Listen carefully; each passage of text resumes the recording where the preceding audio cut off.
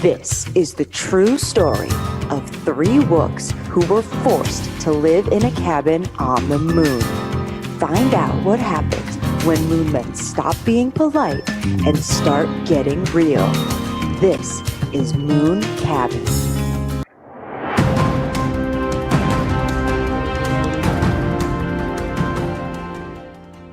We interrupt this program to bring you this breaking news. In a 6-3 decision, the Supreme Court has now overturned Wook United versus Ticketmaster, essentially eliminating fish tickets by mail and any other direct ticketing services. From now on, you will only be able to buy tickets on the secondary market. We'll have more at 11.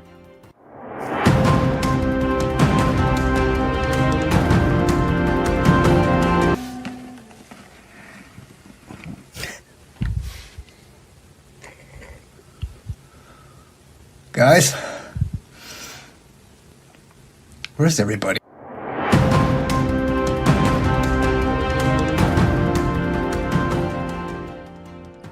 Oh man, we interrupt this program to bring you breaking news. In a 6-3 decision, the Supreme Court has overturned Chadwick versus Lake Tahoe, opening the doors for municipalities, venues, and bands to ban wooing during rock concerts. Congratulations. It is believed that Live Nation already has anti-wooing policies ready to implement.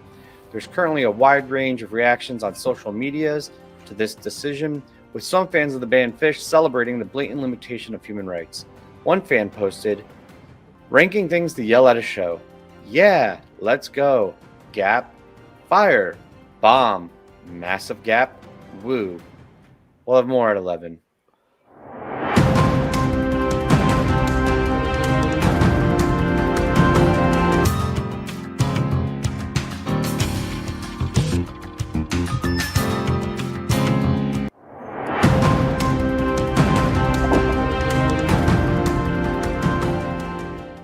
In a 6-3 decision, the Supreme Court has now ruled that you are no longer permitted to talk during a show. From the moment you enter the venue to the moment you leave, you are unable to speak. Interestingly, this decision was not determined via a court case or some precedent.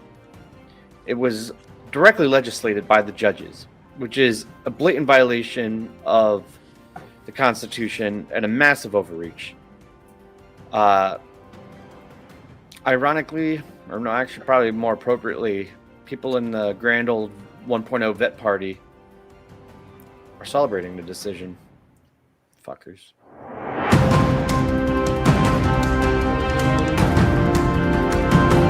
Need a slogan, you need it right now. Come on down to Hogan's Slogans. We're open till 9.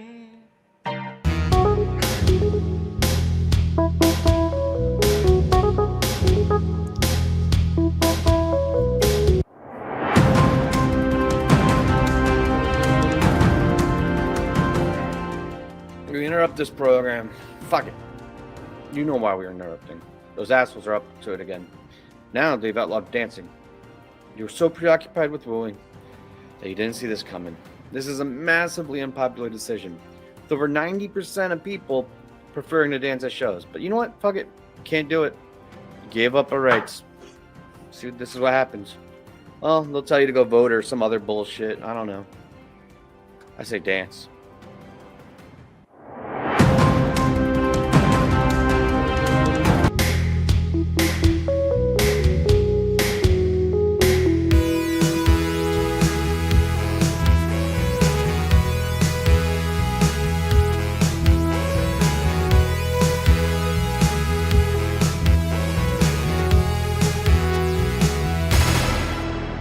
wook+live. Welcome back to wook+live. Season 2+1. 2+1. I think I've met my quota for acting for the year. It's back to you, Kev. It's good. All the bits are back to being you and fam. You did fantastic, man. You knocked that out of the park. Right, and people seem to agree with your chomping decisions. Like we got wrong. people on board. This was levels. the Yeah, exactly. Was the point What here. cost? At what cost? First, they came for the chompers. Then what, Kev? Then they come for the The rail crashers. Wooers. The rail crashers. They're coming for you. That's the point. They're coming for you. Anyway, man. holy shit. So we're back. Penultimate episode. We have a great guest. We have Alan and fuck. What was Yeah, we're gonna let you go with Kashia. No, I Thank know you, this. It's Cal. Keisha, right? Anyway, Oh. from Lady Couch. I'm so sorry. She can give me shit about that later. But first, that. We had Peach Festival. Anybody watching? Yes. No. I saw great bands. The Bougie Band, Karina, was fantastic. Both couple times with people, Marco and when right. she was solo.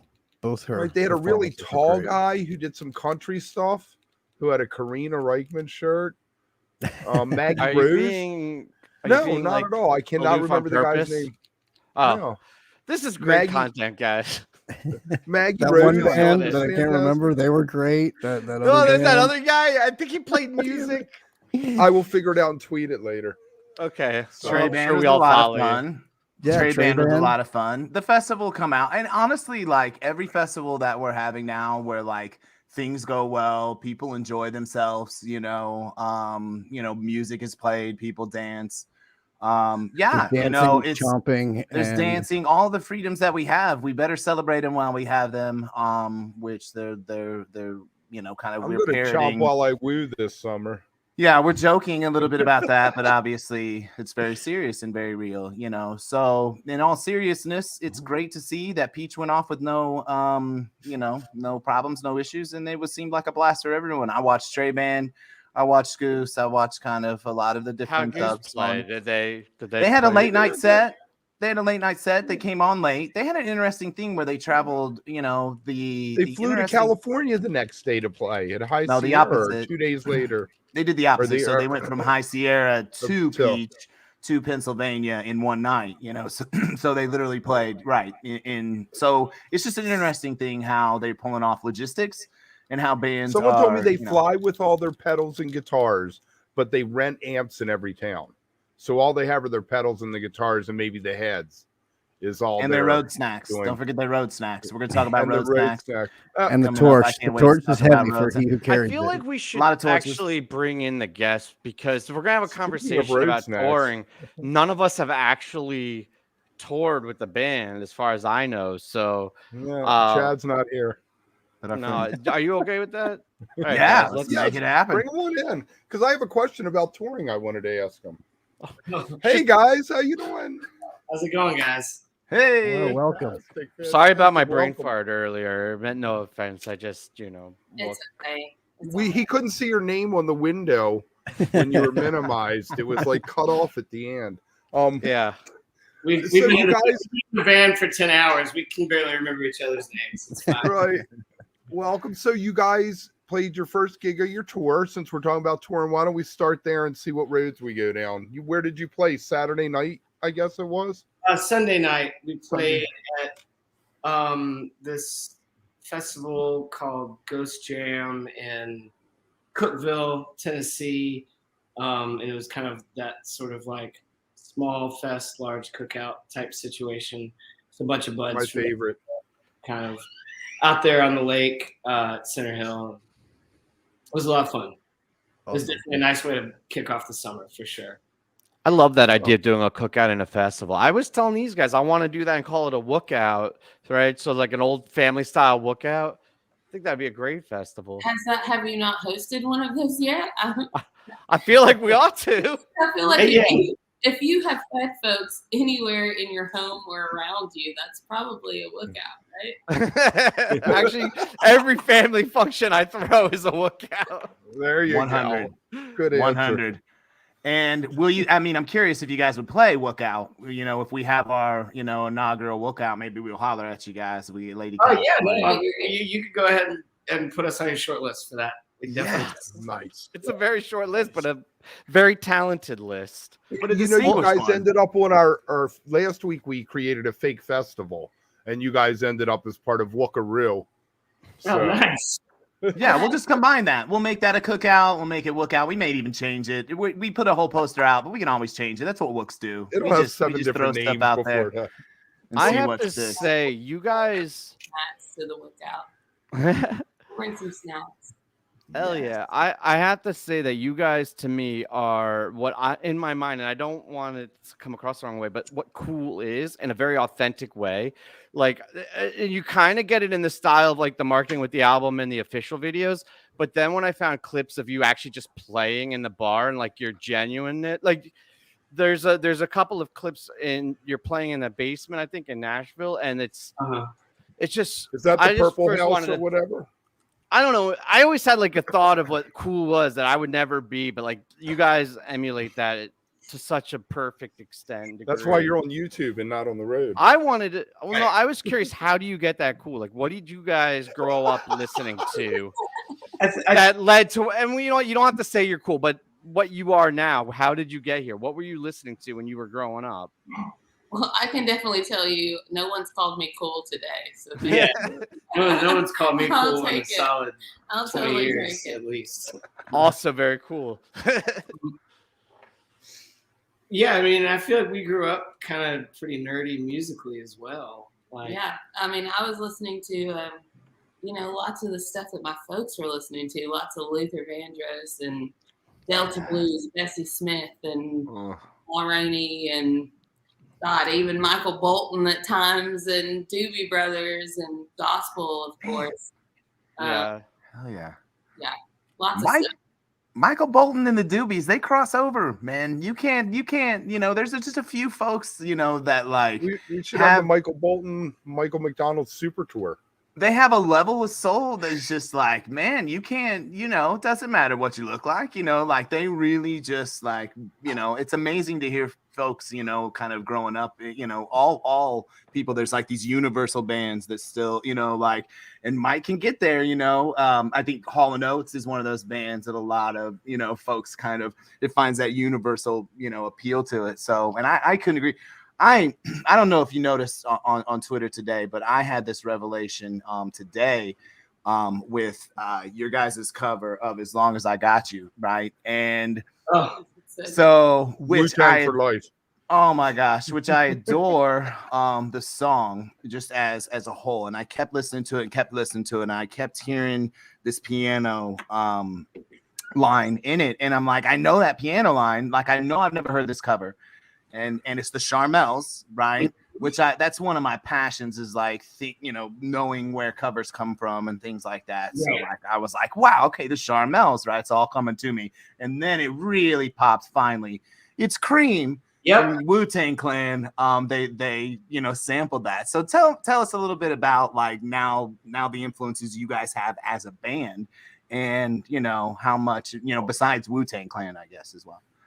Well, I mean, that one specifically kind of came about because we both, the Stax Volt influence, all of those. Isaac Hayes actually wrote that song, and all the Isaac Hayes tunes, and he wrote everything, and all he wrote that. all kinds of cool tunes. Yeah, I mean, he was, one of the best, the best staff writers they had at Stax and Volt, and we loved all those tunes, and we both love Wu-Tang a lot, and there's a lot of parallels between us and them. It's like there's 12 of us, and we're all the neighborhood poor kids, and we all just sort of like banded together and did this thing that all of us were not kind of succeeding a bunch at as 12 individuals, but together it became something a lot different. So we thought it'd be really cool to put that song on the record and have all of those things kind of go full circle.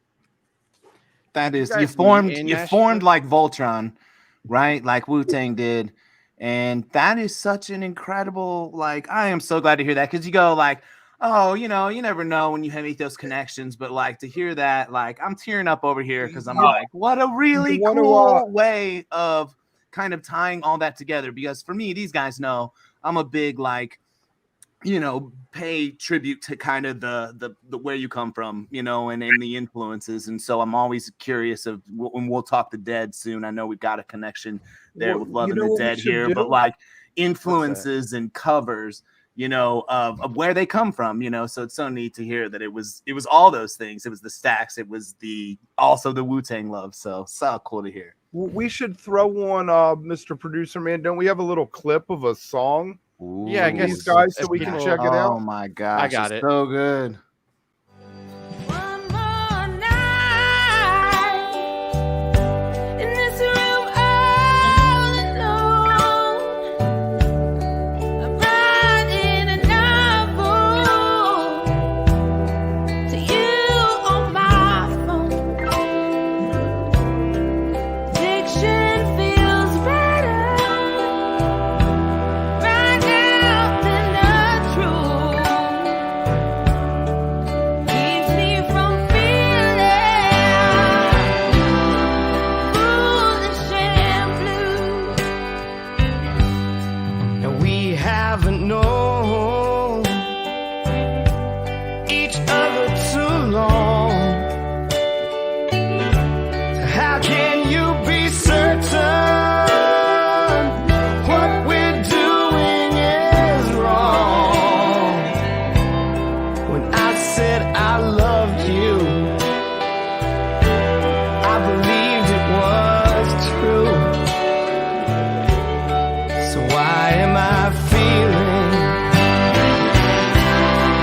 foolish and blue? Foolish and blue. Foolish and blue.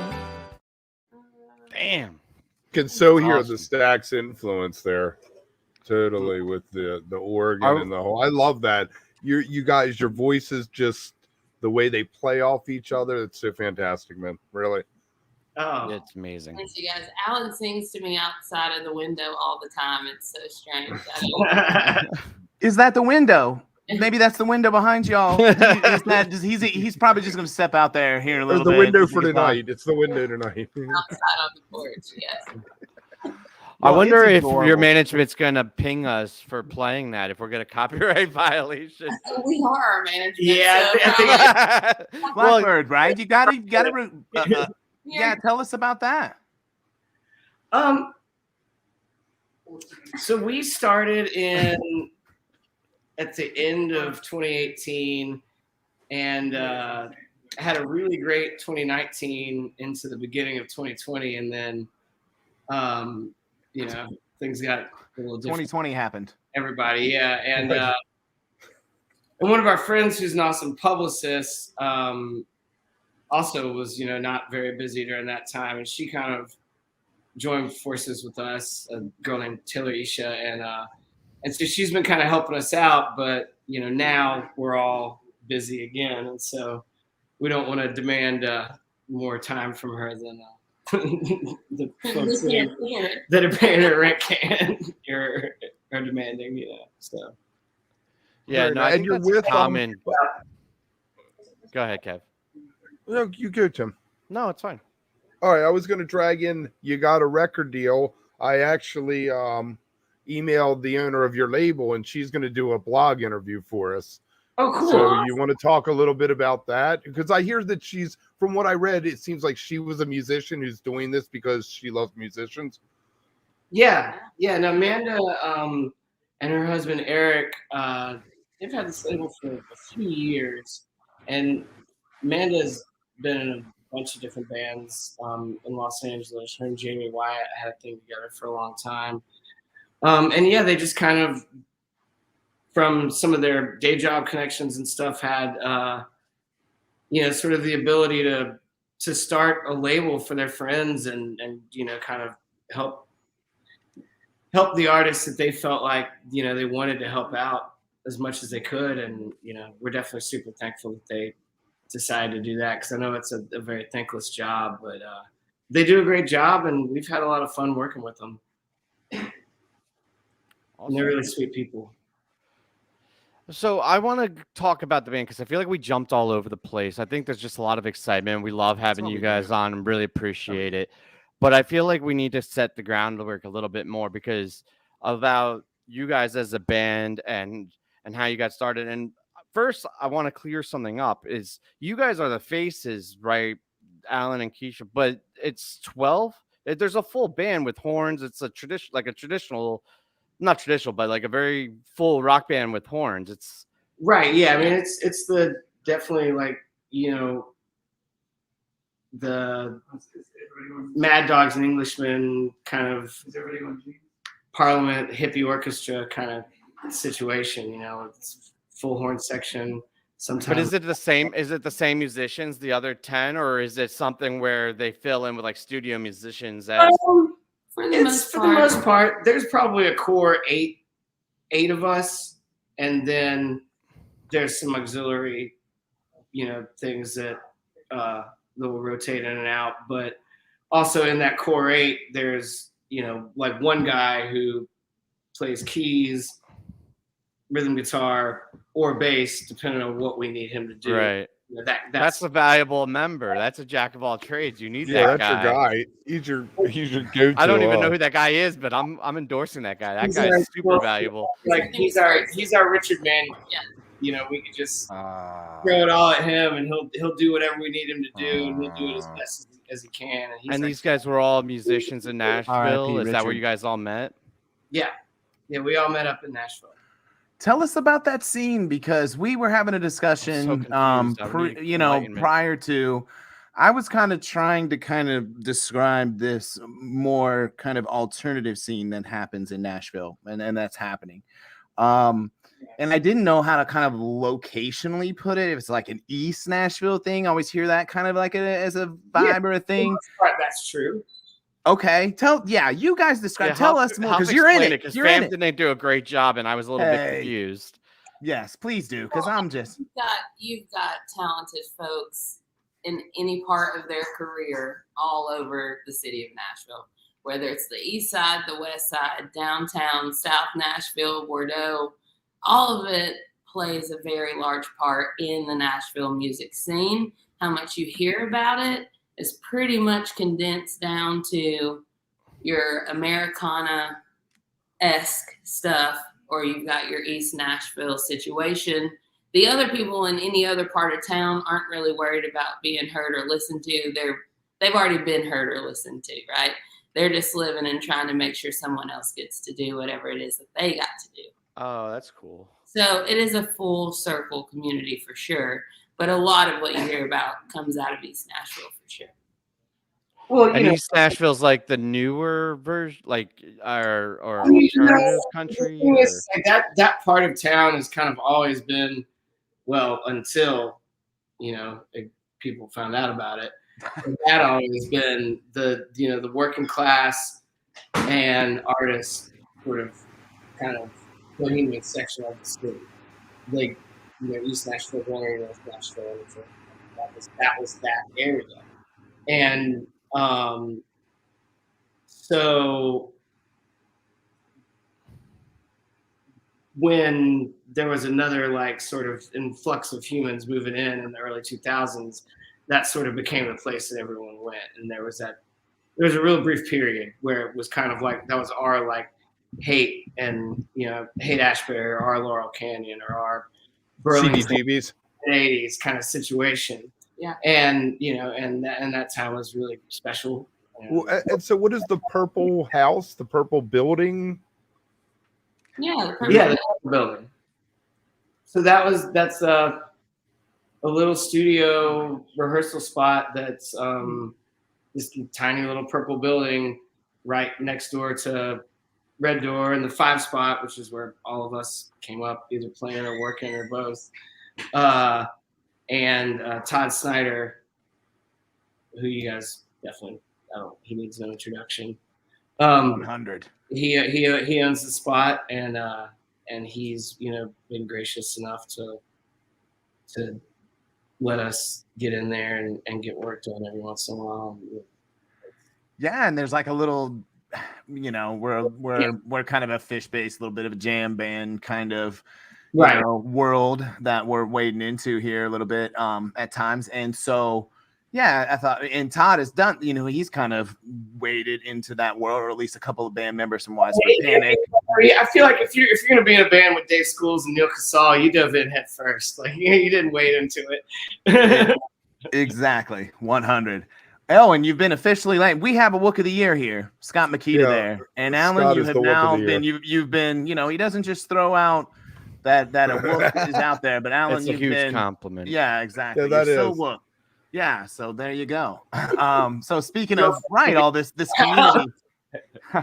But Joe Herman's gears there, right? Like that. I mean, again, goes back to this like scene that's happening only in certain places. Of course, I'm a Midwest kid. I always try to throw out that it's probably like a beer drinking game now at this point too, as much as all of our other ones. But Kansas City has a really fun little music scene. Nothing like Nashville, but like that's what I just love to hear is these connections that are made between band members, and then this incredible record comes out of it, right? Where you've got all these folks that you played. Did you recorded in Nashville, not LA, right? Right. We recorded it at the Purple Building. Okay.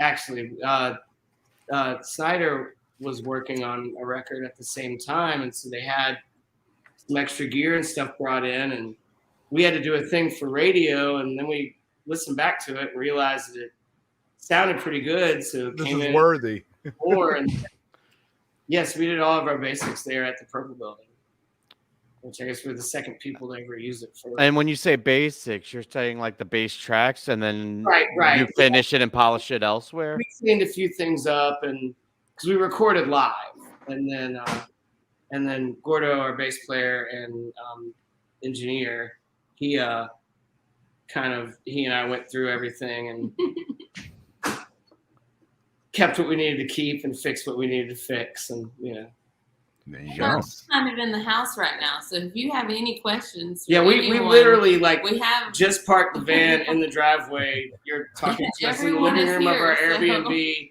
Everyone's Nice. here.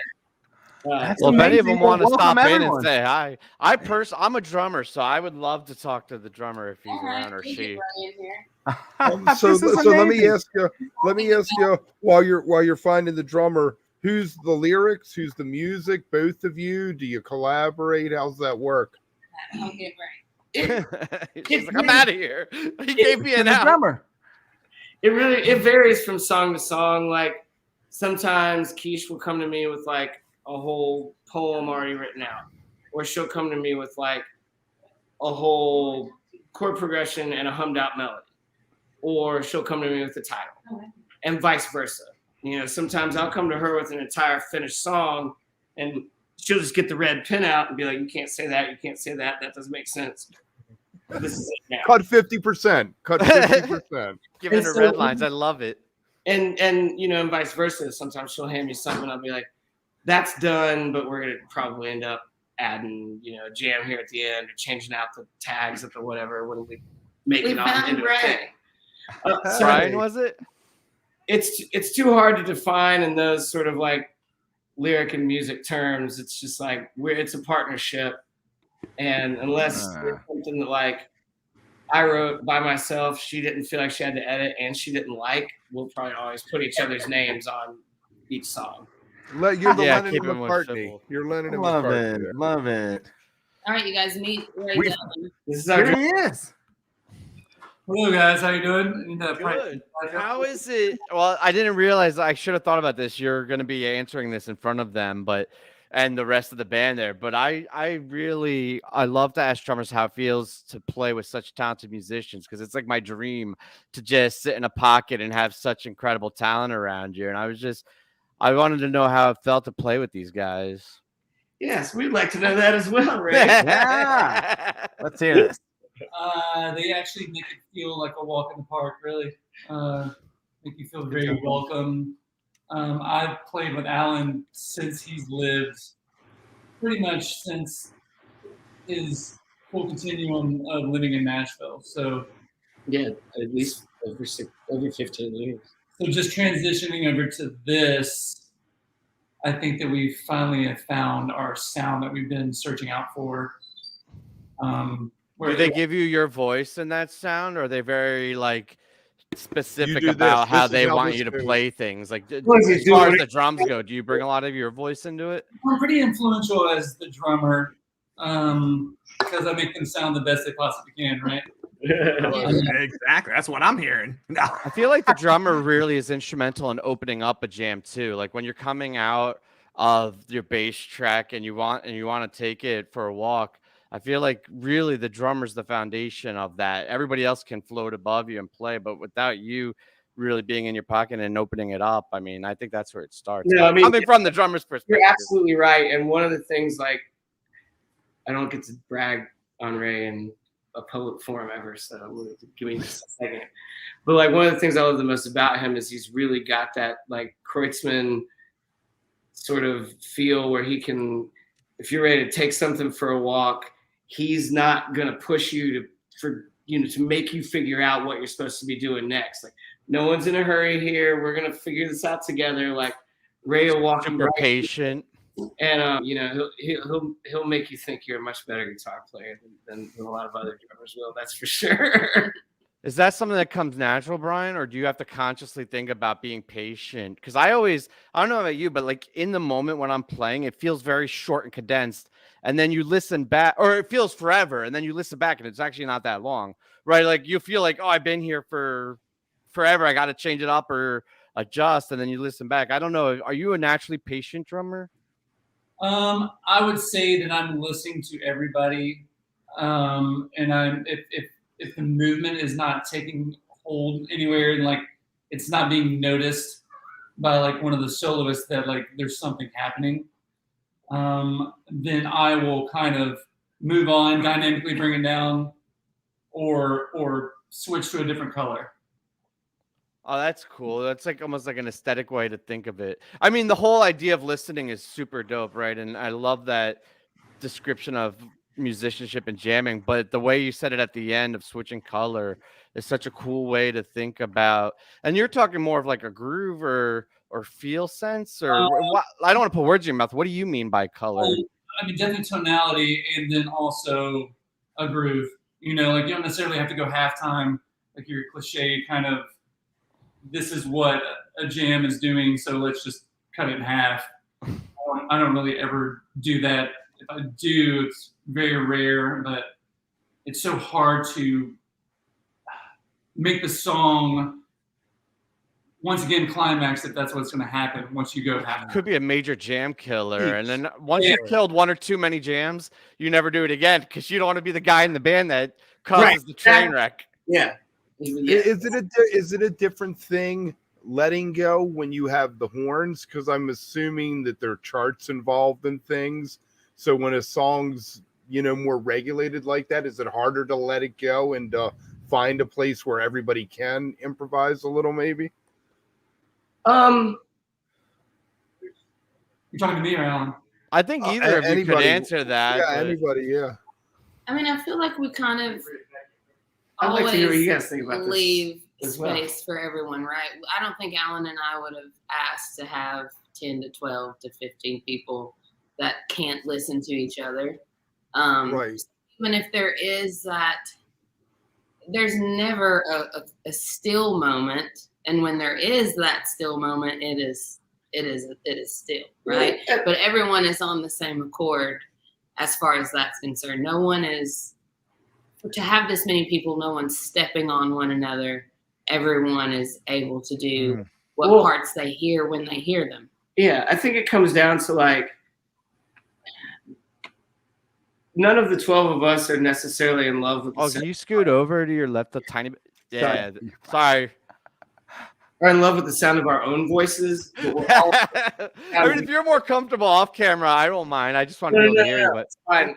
So to me, it's like we all want to hear what each other is adding to it so much that if one of us is taking the like main solo that's going to like really keep building and building and building and building everything and like be the loudest instrument in the band, it's because the other 11 people were like, all right, cool.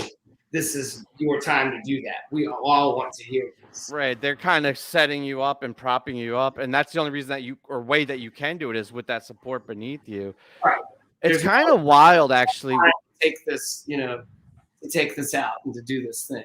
It's our time, or it's not happening. You need to have that approval, like selective process with 12 people, though. You can't manhandle your way with that many. I'm assuming, right? Like I've never played with that many musicians. No, you're absolutely right. I feel like you can't manhandle your way into taking it. Like you need it to be communal and supportive. Well, and that's the thing. It's like when we first started the band, I remember people being like, 12, that's a lot of people. How are you going to get everybody organized and blah, blah, blah. And I'm like, that's what I thought. It's so much easier because everyone comes into it knowing that they have to listen. The first time you played, was it magic? It's going to be a fight every night. But, Yeah, I mean, it definitely takes people showing up and not learning the songs in rehearsal. Like learning their parts in rehearsal. Like they show up knowing, already being prepared. Yeah. And, and then there's your run through or your and then it sounds effortless. When you play it, it sounds effortless then because it's ingrained. You know it. Yeah, right. Well, it also frees you up to be able to listen and to refine it. If you're learning it, you're not at the level you need to be to do the collective thing, I feel like. Yeah, it's really hard to be able to branch off, and especially for type 2 jams where you're just in a key. Do you guys go type 2? Sometimes we're getting there. That's the really hard with 12 people. The opening song on your live album from The Green. Oh yeah. That one kind of opens up. It's an instrumental, I think, but it opens up a little bit. Maybe the vocals come in very late in it. Dirt to Dust. Yeah. That's kind of our first foray into that for sure. There's very few times that we do that, but knowing that we are getting better at that with that one particular song is opening up more ideas. I'm worried about for Atlantic City, should we do more type 2 jams? Because or should we sell those fish people in your music because they'll show up and come see you when you come to their town. Honestly, I think that showing off starts with these two and their voices and the songs, but it's what we can do with the song of somebody thinking that, this does not sound like a jam band song or a noodly song. It sounds like a well-written song, and then for somebody to be able to take that, Tedeschi Trucks does that very well. It reminds me a lot with the guitar fighting the horns is Chicago, early Chicago, like Terry Kath against the horn section thing. I get that vibe from it a little bit, but you definitely get the more southern Allman Brothers. What else? What else were we throwing out? Little Feety kind of thing. Yeah, absolutely. Well, let's talk about some of the artistic stuff. T Sofa down there. We like to have fun names, when we come on. We really crack ourselves up here. Me and Travis down there. We're the funniest people we know. Yeah, he's got this animated. Ask your question. Come on, Jesus. Jeez, this is I'm a vamper. You know that. I'm going. We don't need to vamp. We were talking about. I'm a type 2 conversation here. Well, we can't. I mean, we're not all, music. All right, that's how you describe our show, by the way. It's type 2. Type 2, right. Our show is fully type 2. It's so bad. Run aground. All right, ask the question. Go on, this Pam. animation, I love this video, and I love the animation that T has behind him, and I'm just curious, where that all came from and the inspiration behind it, or I love it. I just think it's super fun, and it's I love it too. Yeah, it's super edgy. I literally thought it was stuff that we did, so I would love to hear about it. Oh, it has to be amazing. Yeah, duh. So the artist who did that is a guy named August Varustin. He's from Estonia, and we found him through our friend Laura Yomets, who he plays guitar for Driving and Crying. He's in a band with a lady named Laura Reed called Lore. Lore. He was in Sturgill Simpson's band for a long time as well. Wow. And he had done some work for him, and Lauer just kind of put us in touch. And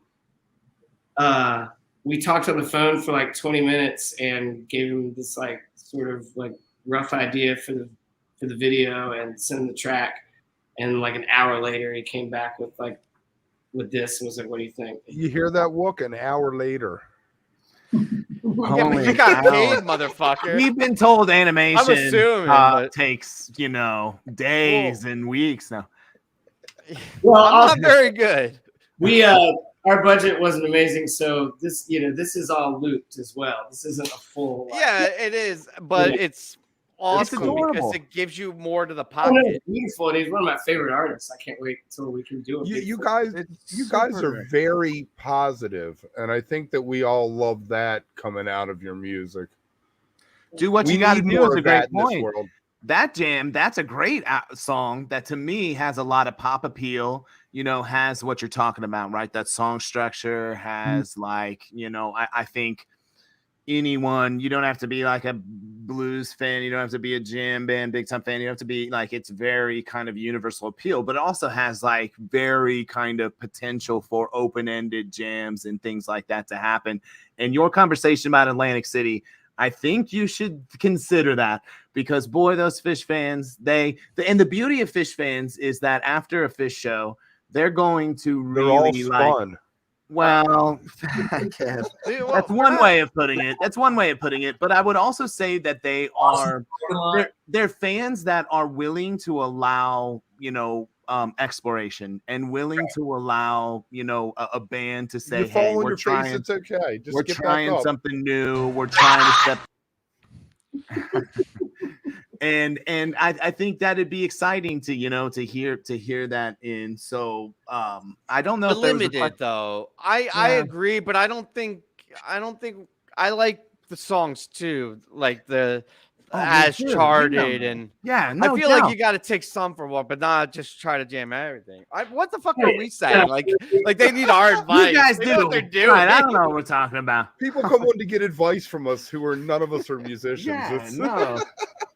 I pretend to be one sometimes. But so tell us about the AC gig since we brought it up, so everybody knows. We know a lot of people going to watch. So August 7th, we will be at Caesar's Palace at Wild Wild West doing the late night set there, starting at 11:30, and we're doing 2 sets. And you can stumble from the beach to this place. I was there last year. You literally, as soon as you leave the beach, that's pretty much the first building you see. So come in and say hi to us for sure. I will be there, and I will definitely come and say hi. And you're gonna be like, "Who the fuck's this guy?" Because I look like every other Fish fan, so it's okay. I know I'm gonna blend in. I won't be offended. I mean, he had the red sunglasses, man. No, I'm gonna be pissed if I don't get invited to the Wookout before the show.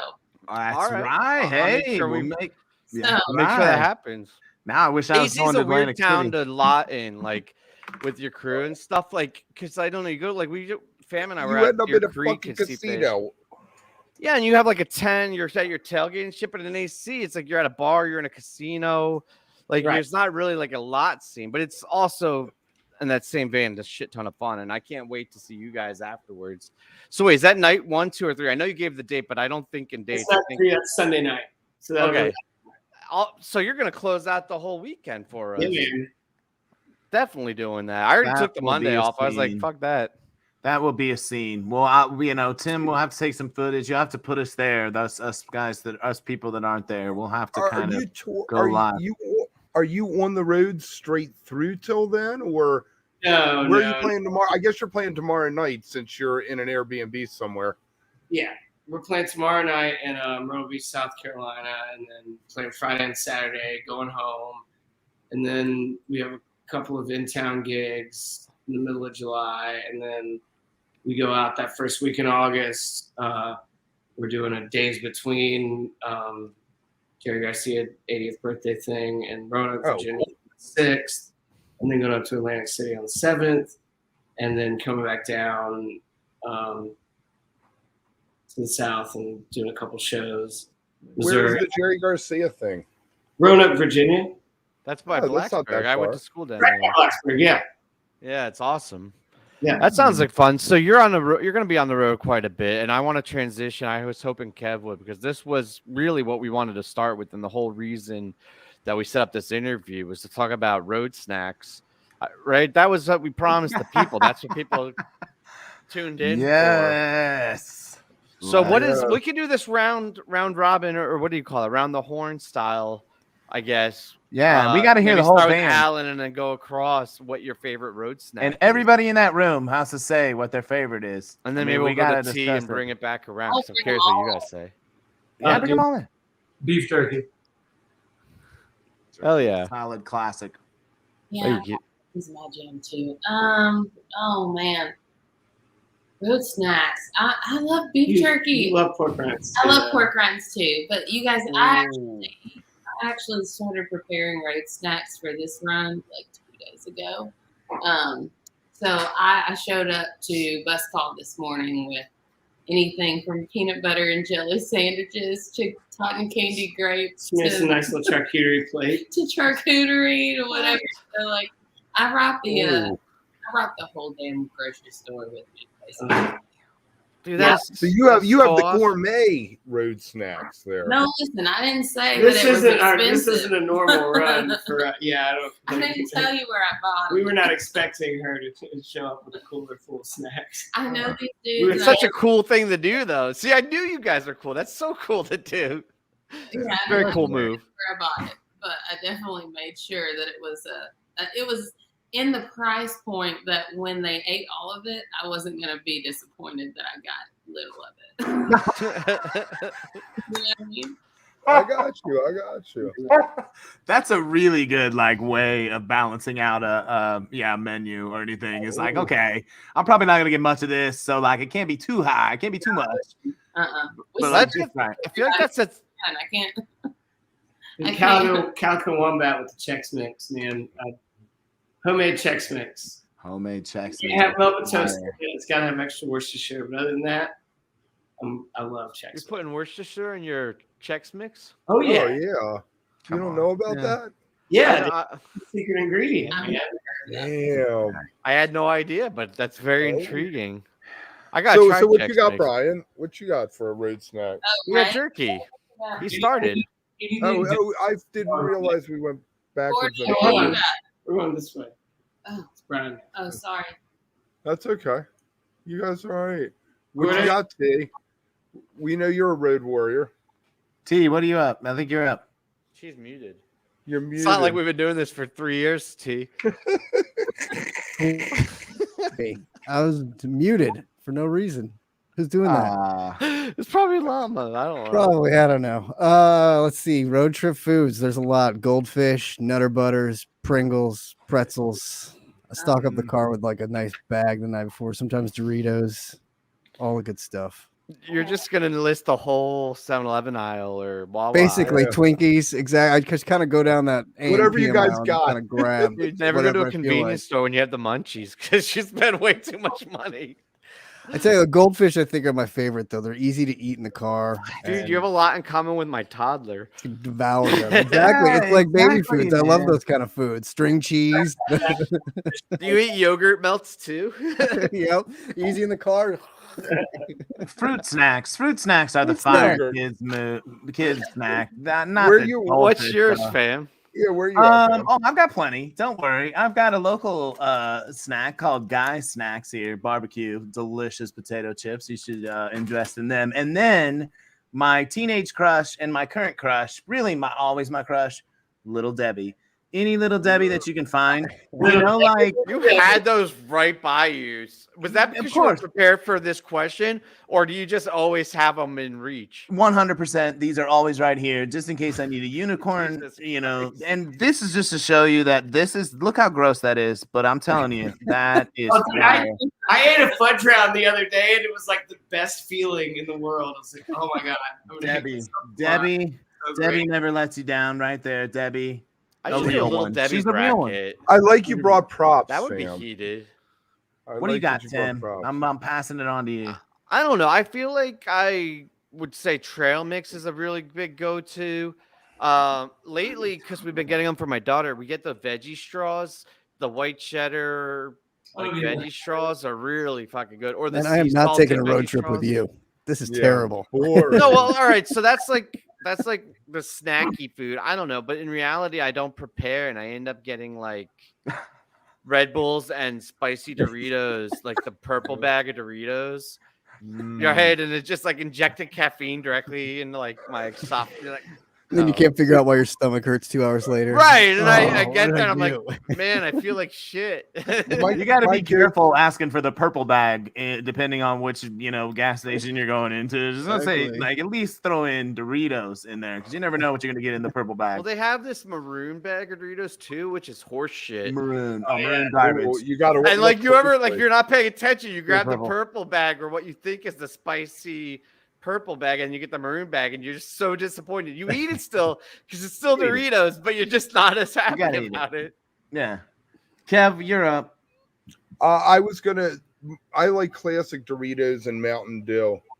I'm actually going to call Wait, my what is classic autobiography Doritos? This is interesting. Which the one red is the classic?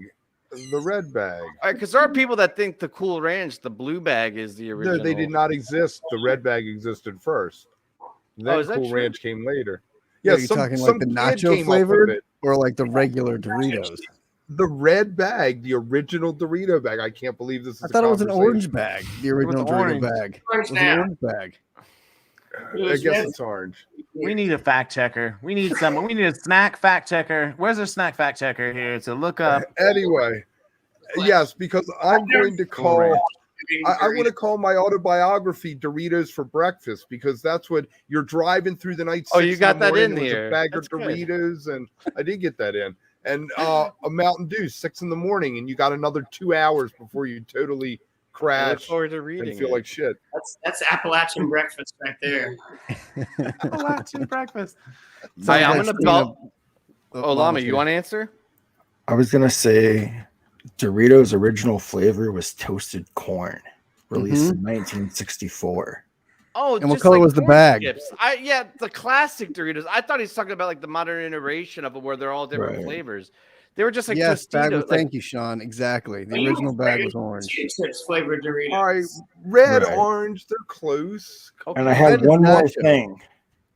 We We go- did ask for the whole bands. Okay. Yeah. Oh, wait. I Yeah. wanted to ask the drummer a question. Question. I wanted to double down, and then And Mary. because it went really well with Taper's Oh, choice. yes. So No one ever- He threw the wrench in your bag there. We got the rest of the band coming in. Snack food. Here they come. Yes. All All right. right. Guitar player. I'm gonna recognize. wait, this let me guy. guess. I want to guess what you play based on your look. That'll I be already good. know. I already know. Sam already knows. We're gonna let them take the couch. We're actually playing musical. Yeah, come on in. Musical Musical couches. couch for the lady Couch. couch. This is amazing. So introduce yourselves and your Welcome, guys. instrument or what you do. I thought you were gonna guess. I guess I'm gonna guess because I don't know. I'm gonna guess you're the bass player. It's true. He's the Bass over player. there. Nice. All right. With the Prince shirt. Bass with And the Prince shirt. engineer. And the engineer. Yeah. I am the engineer. Yeah. it's true. Amazing. Nailed it. And back. Okay. No, go I on, know. go on, Tim. I know. You No, tell you us. go, Tim. I know. I know the answers. I actually don't even know her name, but we Yeah, haven't even gotten that far. I'm gonna guess a horn player. Me? Yes. Yeah. No, not a horn player. What? All right. So you should tell us your actual name and instrument then after I get it wrong. Mary Hall and I play keys. Keys. Oh, perfect. Yeah, keys. Wonderful. Yay. Yeah. And so the actual bass player, what was your name? My name's Gordo. Gordo. I knew that because I remember reading that and I was like, oh, another Gordo bass Bass player. player. So that's a common bass player name, apparently. I guess so. Yeah. And next. Okay. So, Tim, you got to keep going. Oh, you take over. You're Fam. doing pretty terrible. I know. Yeah, that You Please already take over. You already said it. Sam. Guitar. Yeah, right. Am I wrong about this? Guitar? Yes. All right. So tell us your name. My name is Clint Main. Good to meet you. Good I'm to so meet you. glad. You guys. I'm so glad that we had this opportunity to talk to like the whole band. This is This awesome. is amazing. This is incredible. Yeah, of course. Well, snack us up now. It's your guys' turn on the hot seat with the snacks. Road snack or snack snack? Both. I mean, it's kind of we freestyle here. Yeah. I like This is the Cheetos. risk you take when you go type 2, by the way. Ooh, Cheetos from Gordo. I heard Cheetos. Wait, the crunchy ones or the puffy ones? Oh That's- my God. What? When someone says Cheetos, they mean Cheetos, not puffy Cheetos or Paul's or anything else. They mean Cheetos. They have two different types of Cheetos. They have the puffy Cheetos and the crunchy Cheetos, don't they? The original Cheetos were only the skinny ones. All right, I'm not 100 years old, Kev. I'm sorry. Jesus Christ. So Cheetos for Gordo. I'm a beef jerky and or Sour Patch Kids. Ooh, Sour Patch is good. The Candy. patch. Some of our first candy. Have you guys ever been to Buc-ee's? Oh my god, we just went today. Oh my god, I just discovered this on tour this summer. It's amazing. Did we tell you this? No, this is a coincidence. Oh. Ooh, the cheese poofs. Oh, that's a great Are one. those the are cheese great in a balls? can. Oh yeah, those are delicious. Planters, right? That's Planters. Yeah, Yeah, was your nice. Buc-ee's Yep. amazing? The size and the cleanliness of it. It's the cleanest bathroom on the highway by How far. does Buc-ee's compare to Wawa? I like Wawa's hoagies or sandwiches, Me but I'm a They Sheets don't, they don't man. compare I like to the cheese. Buc-ee's brisket tacos. The Buc-ee's brisket but tacos. Buc-ee's is a whole different level. It's not even in the same category on it. It's like That's all you had to say was brisket taco. or the wall of jerky. They have an entire wall of. They got a guy that follows you in the parking lot. So if something accidentally falls out of your pocket, he picks it up. It's better than Disneyland or Disney World as far as the attention to detail. I mean, it's Why do also people kind of need gross, like whoa, super commercial. but- back up. Why do they need? Do a lot of people drop stuff at Buc-ee's? Probably. They're buying a lot I of mean, stuff. That is I true. saw that today. No, You but gotta like, people compare. throw Is it- like a bud or something, like they're smoking, or like a receipt falls out of their pocket. This is probably like the same population as a city like Telluride. There's like 2,000 people working there. Did anybody think we were gonna end up on Buc-ee's tonight? We're just talking. It always does. Always ends at Buc-ee's. Everyone loves Night. snacks. Everyone loves snacks. So, well, Hey, so good. is there drummer in earshot? Can you hear me, Brian? Ray. Ray? Why did I say Brian? I don't know why you guys have been saying that. You're We have the not been worst doing at good with names. names. Is it a lot of you guys? I will say that. There's a lot of you. So Brian. Oh, Ryan. No, it's Greg. Ryan. Hey, Well, I want to know what kind of kit you play. I asked this question. It didn't go anywhere on the last band, but I'm very interested in kits. I just want to talk gear for a minute. I played on the road. I played the Ludwig Breakbeat Questlove kit. Oh, that's awesome. Oh, is this also because the size and the lightness and the ease of packing and moving? That and the tone. I mean, Yeah. it's a great drum kit. Is that maple shells? First, it had a lot Yes. to do with like Space Saver for sure. Awesome. What kind of heads you use? I'm just gonna talk really hyper specific drummer stuff until we end the pass show. it along. We got to at least go keys and guitar nerd talk. Let's keep on. All going right, we around. can talk about keys, the key rig. Oh, Yeah. Are you all? I'm gonna just pretend like I've never heard. Is it all traditional, like piano, baby grand style keyboard, or do you play like a Wurlitzer or synths? So today, this run, I'm bringing a Nord, which I don't know about. I like it. But at home, I'll usually do a Yamaha YC73 with the Hammond XK1 on top, and That's a really good combination. good feel. Yeah. The truck didn't show up to get the keys we wanted to bring. So. Nord Electro it is this weekend, but yeah, usually my Yamaha and my Hammond. Yeah, the Leslie one for this time. Yeah, exactly. Yeah. Yes. Now we're talking. Let's talk guitar. Let's talk Yeah, guitar we'll over there. I brought a few. Yeah, guitar players always do. Come on. Do you use a lot of pedals and effects, or do you rely more just guitar and playing? Or I got a pretty good pedal board set up. I got some delays. I got a really cool envelope filter, which I love to kind of get that Jerry kind of quack sound, that auto wah type thing. playing a Fender Twin. It's like the new one, the first solid state amp I bought as an adult. They finally figured out how to make like a really good solid state thing. It's I play a Twin that weighs 30 pounds. Yeah, those new digital amps are usually pretty weigh like bonkers, man. 90 or 100. It has switchable wattage, so I can use this amp on literally any stage. And wow, it's great. I love it. Really versatile. It's crazy how far technology has come. Yeah. Yeah. Well, we can't wait to see you guys on the road and get an opportunity. Again, that Atlantic City show. Just be ready. That thing's going to be hot as fire. I mean, it's going to be fun. I'm so excited. It's going to be like shooting wooks in a barrel. Yes, now you're talking. Now you're talking. And Labor Day, I saw you playing with Sheryl Crow, right, in Nashville. Did I see that right? Yeah, at Live on the Green Festival down there. So it's awesome. I saw her on a stream from California a few weeks back, and she was still, I mean, so many hits, but she's still 110% out there with the performance. Oh no, I think that's our cue. Our producer shutting it down here. But we thank you guys so much. Thank you so much, guys. I can't wait to see you. If you guys haven't yet, go find Lady Couch wherever you get your music. Follow them on social media. Make sure you like and subscribe this video too. That really helps us out. And we will next see week, you guys Matt next Bush. time. Next week we got Matt Bush coming on. Oh yeah, and the after shows and all that other Right. shit. You guys know. Tour You've heard before. starts. Right. Hang out for a minute, guys. Time to laugh and a time to weep, a time to mourn. And there is